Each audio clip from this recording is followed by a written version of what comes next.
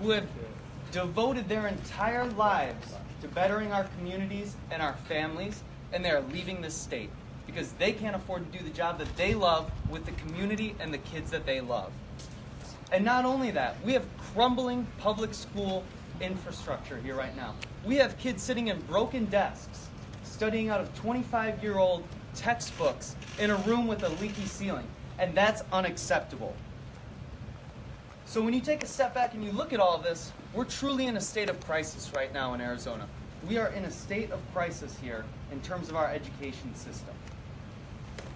So we're here on the night of a historic vote, and we are tremendously excited and proud to be here. And I'm tremendously excited and proud to introduce to you the Vice President of Arizona Education Association and an incredible educator and parent, Marisol Garcia. Good evening.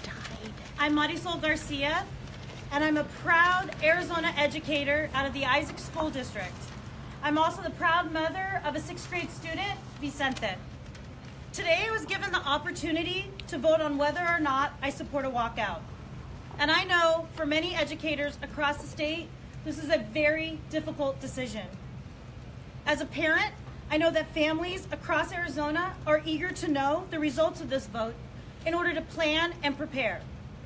But I also know as a parent how invaluable my son's teachers and school is to his everyday life.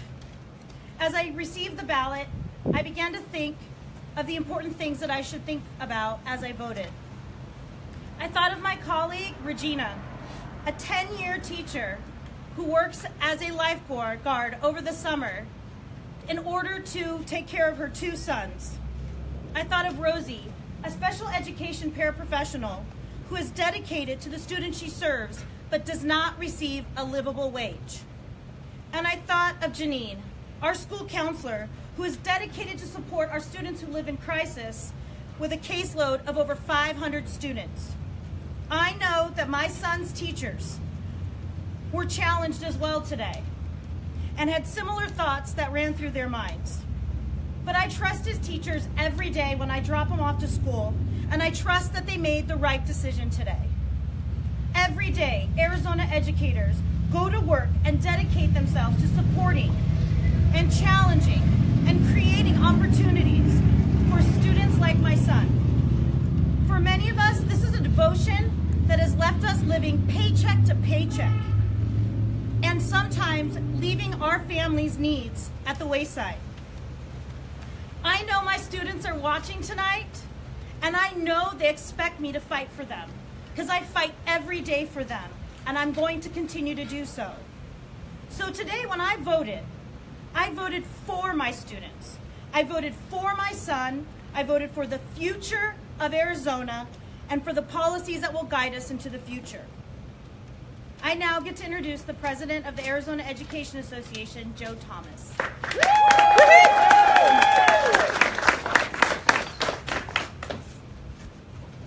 Good evening, everyone. My name is Joe Thomas. I'm a social studies teacher, most recently from Skyline High School in Mesa, Arizona, and I currently proudly serve as the president of the Arizona Education Association. Tonight is a historic vote. To my knowledge, no group has ever asked a single question like this to all of the public school employees across the state of Arizona, but the Red for Ed movement did. Before we announce those results, I want to take one moment to say thank you. Thank you to the members of the Arizona Education Association. Thank you to the members of the Arizona Educators United. Thank you to everyone who has put Red for Ed in a tweet, a post, on the back of their car, or honked at someone driving down the car. Not out of road rage this time, but out of respect for our students and our schools. It is your courage, it is your voice, and it is your advocacy for all of Arizona's students that have brought us to this historic night. Our journey has been inspiring. Noah asked us to simply wear red shirts one day, and we did. And then we did again. And we did so many times we decided we would all go down to the Capitol and hold a rally where thousands of educators and parents and supporters showed their love for Arizona students, and the Arizona Educators United released their 5 demands. And AEA proudly stood next to them, supporting those demands. We then moved to walk-ins, where we showed our conviction, our love for our communities. And 2 Wednesdays ago, when we did a statewide walk-in, we had 110,000 people walk into our schools alongside us in 1,100 schools across the state of Arizona. That shows the breadth and power of this movement. And tonight, we voted. Arizona educators have delivered a strong message tonight and overwhelmingly support walking out of their schools for their students and their communities and their colleagues. Yes.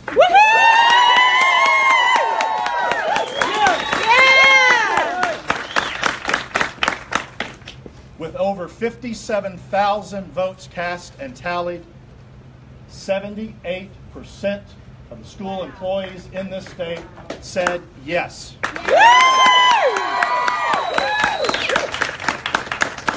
This is undeniably and clearly a mandate for action. Now that educators across Arizona have spoken, our journey moves forward. And to talk about those next steps, I want to bring back to the microphone Noah Karvelis. All right, Noah! We've thought about it very carefully. And here's what we're going to do next. We need to give our communities time to prepare. So next Monday, Tuesday, and Wednesday, we'll be continuing walk-ins as we have done for the last several weeks. On Thursday, we will begin a walkout. We can no longer allow the status quo in this state to go unchanged. We need to bring the change that our educators and our students and families in this state need.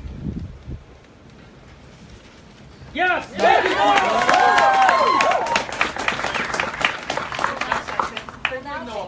We'll take questions, and then I have the press release. I know you have to press. Noah, come on back. Noah, yes! Okay, let's talk here. I know when I talked to you guys, one of the issues was not just the plurality, but the geographic. I'm hearing from a lot of rural districts that they're not as anxious. So tell us, in terms of the rural districts, tell us the margins out there, places like you and places like Havasu. Yeah, we have to sit down and review it and get the exact numbers right now. We haven't had a chance, it's just ended at 8 o'clock, to sort it through and just see our big numbers there, where we're seeing tons of support. So I can't give you the exact demographic. So that leads to the other half of the question. I've been told by some of the Human Red for Ed folks, they're not interested in walking out. If the rural teachers continue to go to school, does that undermine the walkout? I think when you have 77, 78% saying that they want to take this action, I mean, that's a significant portion. So I'm not personally concerned about that right now because we've seen such strong support for that action tonight.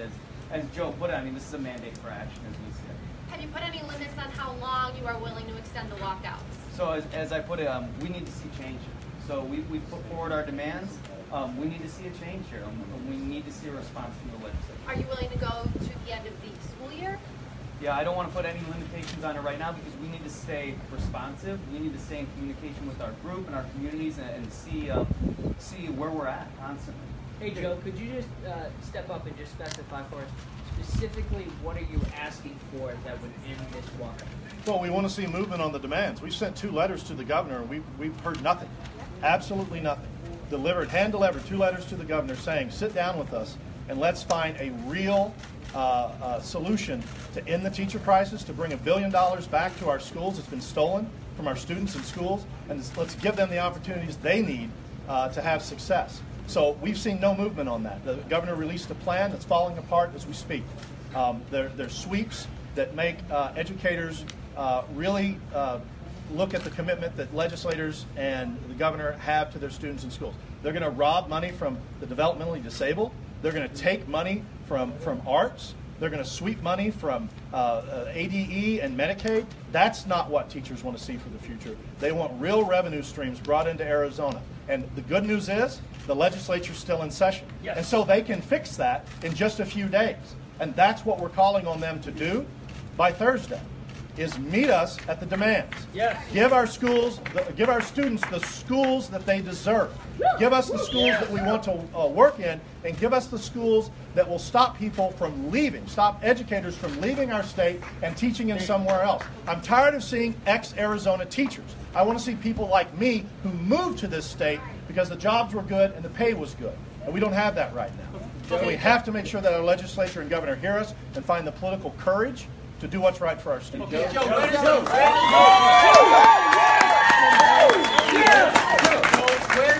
does the money come from, given you've seen the same budget numbers I have, whether you believe Dougie's numbers or the JLBC. So here's the game that's played for every this year. whole package Here's the coming? game that's played every year.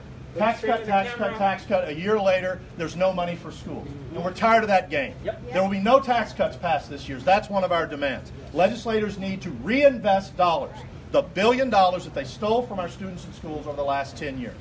Let's roll back those corporate tax cuts. Let's have the people that can afford to pay. Let's look at all sources of revenue streams. And the simple answer is, Howie, that's their job to find the money. Right. We get one the power. And I'm tired. Educators are tired of hearing a 2/3 majority is too high. There's plenty of votes down there to send the money to the schools. Joe, why would the governor meet with you right now? I'm sorry? Why would the governor meet with you right now? Because I'm a voter, because I'm a leader of educators, because I'm standing next to the leader of the Arizona Educators United. This group has endorsed one of his opponents, Marisol Garcia. Well, I think he's governor until the election, and I think the budget's going to happen before that election. Let's see if he can do the job that he was voted in to do, or I know what will happen in November.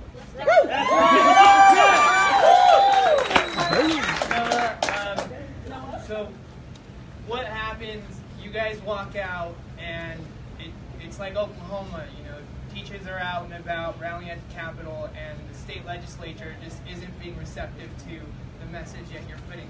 What happens then? Are you guys going to push some sort of ballot initiative? Is there some sort of threat that you guys are dangling? Yeah, right now we're focused on our actions in this legislative session right now. So as I told Howie, we're going to be constantly looking at this, at the engagement we're seeing across campuses and across the state, down at the Capitol, what's happening in the legislature right now. So that personally for me, that's where my focus is right now. Noah, can you say anything about the hourly workers who may not be able to attend work if their school's closed when they're making, $12 an hour and probably living paycheck to paycheck? Yeah, they're a huge piece of this movement. We've said that all along. We want to continue to advocate for them. So I'm personally open to looking and see if we can figure out ways that we can work things out. I've spoken with my superintendent personally about what he thinks he could do. So I'm confident that we can keep those lines of communication strong here and figure out a way where we're not negatively impacting those people, because for us this whole thing is about getting everyone to a better place right now, and so we need to be conscious of those things. No, of certainly. the 200 plus school districts, how many do you expect are going to actually shut down? I can't say right now because I would be speculating. But I look at that 78% number and I can say I would expect a lot. That is a significant portion. So I think you can expect a lot out. Are you surprised by the margins tonight? 78%. I think we all sensed that something big was happening here tonight. 78% is significant. Yes. So it tells us what I think a lot of us suspected. Teachers see through this. They're tired of empty promises. They're tired of coming up short year after year, and they're not taking it. Can you characterize the support that you guys are getting from superintendents and school boards? Are they willing to go through a long-term walkout, multiple-day walkout? What are you guys seeing in terms I can't speak on behalf of every single district throughout the state, but the districts that I've been in communication with, or I've heard from other educators who are in communication, the districts, overwhelmingly, I feel right now, are willing to work with us on this and make sure that our communities and our educators and our students are not negatively impacted by this, because they feel it as well. They're operating every single year without the funds that they need. And so I think overwhelmingly we have that strong support, and I think when you have 78% of educators voting for this action, the districts also need to be responsive to that. Well, no, if the legislature, and I know the legislature pretty well, if they don't budge, and you lose this gamble. We're talking about seniors getting ready to graduate. It seems like they're going to be in limbo. I mean, that is a possibility. I mean, the timing is rather precarious. Talking about seniors in high school? Yes, yeah. So, of course we keep these things in mind, but for us as educators, the worst possible thing we could do is to not take action right now. Right. Because if we maintain the status quo, that is way worse than missing a couple days of school or missing a softball game or something like that. I'm sensitive to those issues. I truly am as an educator, but we need to act. But also throwing graduation off track for students who've worked so hard. Again, my biggest concern in this moment right now, and while I am sympathetic to it and that concern, we can't let the status quo continue. We can't continue to throw away academic futures. The biggest disservice any of us could ever do to our students right now is to not act in this moment. Amen!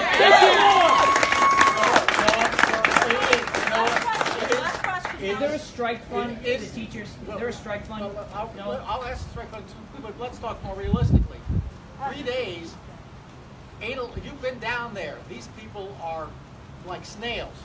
3 days really enough time to give them to act? They need to act. They need to act right now, and hopefully this motivates them to do that, because I agree, it moves too slow down there, and this should wake everybody up down at the Capitol. What about a strike fund, Thank guys? you very much. What about a strike fund? Arizona solidarity! We support the teachers! No more fear! No more fear! No, is there a strike fund? Right now we have a GoFundMe set up right now. A GoFundMe? Okay. We do have a GoFundMe now. Get with it, Governor. Woo!